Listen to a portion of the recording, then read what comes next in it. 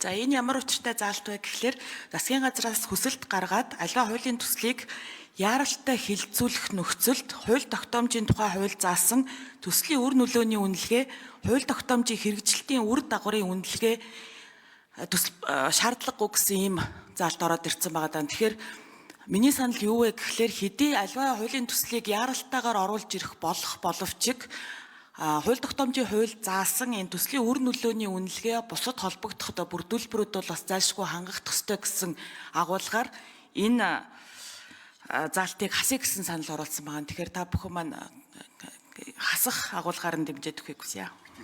Бити үрээрээ гинэ. За, Пүрэвжийн сайн зэрэг гишүүн. За би яг жаргалан гишүүний саналыг адилхан байна. Бити конопон дээр өрөө гэж үзэж байна. Энэ ажил гацаана. Яаралтайгаар өргөн барих хуулийн төслүүдийг хүсэлт гаргаад энэ судалгаануудаас чөлөөлдөг байсан. За яг хөө судалгааг хийлгэж болно. Хийлэхдээ зөвхөн тандан судалгааг хийлгэнэ гэсэн. Гэтэл яаралтайгаар өргөн барьж байгаа бүх хуулиучийн яг энэ шинэ харилцааг зохицуулах байгаа асуудал биш. Хэрэгжиж байгаа энэ харилцаан дээр дүгнэлт өгөөд болохгүйг нь хэрэгжилтийн үр дагавар үнэлгээ хийгээд бас орж ирэх болцоод байгаа хгүй. Гэтэл энэ яаралтай өргөн барих хуулиучин зөвхөн шинэ харилцаа байна шүү. Тандан хийн зардлын өр нөлөө нэгц. Хэрвээ бид нар энэгээр ингэх юм бол засгийн газар сая биржийн тухай хуулийг оруулж ирээд хэрэгжиж байгаа хууль дээр дүгнэлт өгөөд энэ заалт болохгүй байгаамаа гэдээ орж ирэх болцоог болгож байгаа хгүй. Амьдрал баян шүү.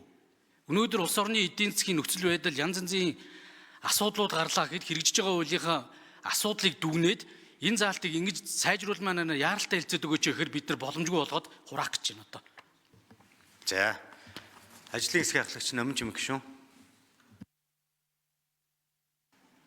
За энэ дээр бас илүү тодруулж хэлье. Жаргалан гишүүний санал бол яаралтай гормоор өргөн барьж байгаа хуулинд энгийн гормоор өргөн барьж байгаа хуультай яг адилхан одоо зардлын тооцоол, хэрэгжилтийн үнэлгээ, тандан судалгаа бүгдийг нь хийж хийх ёстой гэсэн зарчмын санал байгаа. Тэгэж энэ санал нь орж ирсэн.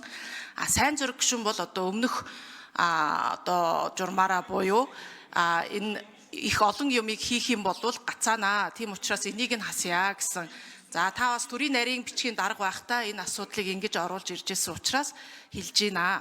За энэ хуулийн төсөлд бол энэ төсөл боловсруулж орж ирэхтэй болвол яаралтай гормоор өргөн барьж байгаа хуулиндаа тандан судалгаа болон зардлын одоо судалгааг хийнэ гэж байгаа. Та бүхэн мэдж байгаа ковидын хууль, янз бүрийн одоо хуулийг бид нар оруулж ирдэг.